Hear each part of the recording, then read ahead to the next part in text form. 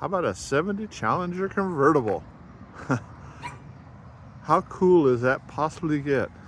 That is one pretty car. And it's totally stock. Even got the Goodyear Eagle GTs. Actually, I don't know if they're correct or not, but they're nice.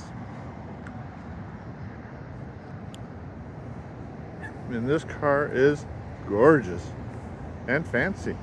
RT.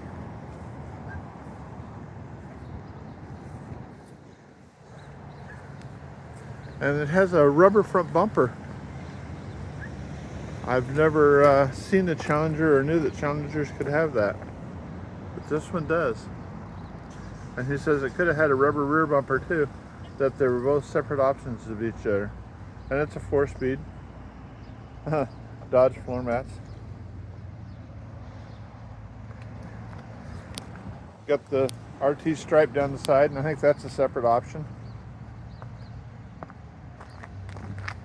And see, I'm talking about the rubber painted front bumper. How cool is that?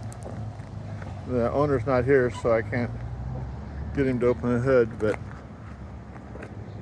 that's a 70 Challenger and a half.